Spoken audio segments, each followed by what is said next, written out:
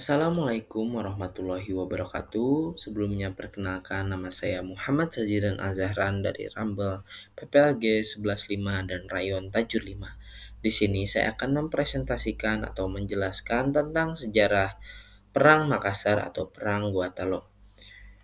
Perang ini dilatari belakangi oleh beberapa faktor. Yang pertama ada kebijakan VOC untuk memonopoli rempah-rempah. VOC berusaha memonopoli perdagangan rempah-rempah di Nusantara, salah satunya di Makassar. Karena Makassar merupakan wilayah utama perdagangan di timur Indonesia. Yang kedua, ada pertentangan politik dan kekuasaan. Selain ingin menguasai perdagangan di Nusantara, VOC juga ingin menguasai kerajaan-kerajaan lokal yang ingin dijadikan sebagai sekutu ataupun wilayah bawahan. Yang ketiga, ada perbedaan budaya dan agama. Perbedaan budaya antar VOC yang berasal dari Belanda dan masyarakat lokal di Makassar seringkali membuat VOC memaksakan budaya dan aturan mereka yang dianggap tidak sesuai dengan nilai-nilai lokal yang ada di Makassar. Kemudian ada lokasi dan waktu. Perang Makassar atau Perang Guatalo terjadi pada 1666 sampai 1669. Perang ini merupakan salah satu perang terbesar di Sulawesi Selatan, dan tokoh-tokoh rajanya ada Daeng Matanre Karaeng Tu Maparisi Kalona. Dia adalah raja ke-9 yang menggabungkan antara kerajaan Goa dan kerajaan Talo menjadi kerajaan Guatalo. Kemudian yang kedua ada Sultan Alauddin. Sultan Alauddin adalah raja Guatalo yang pertama kali masuk ke dalam Islam dan merubah dari kerajaan Guatalo menjadi Kesultanan Guatalo. Yang ketiga ada Sultan Hasanuddin. Dia adalah raja yang sangat pemberani untuk melawan VOC dan mendapat julukan ayam jantan dari timur. Yang seterusnya ada tokoh penjajah, yaitu ada Arung Palaka sebagai sekutu dari VOC dan Cornelis Spelman, seorang penjajah.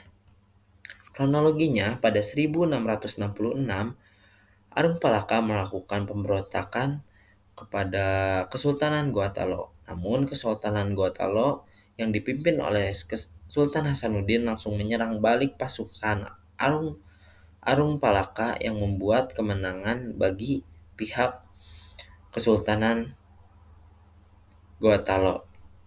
Namun setelah itu Arung Palaka meminta perlindungan kepada pihak VOC dan menjadikan Arung Palaka menjadi sekutu VOC. Setelah itu, Arung Palaka dan pasukan VOC menyerang kembali Kesultanan Guatalo menggunakan 31 kapal dan pasukan VOC serta pasukan Arung Palaka.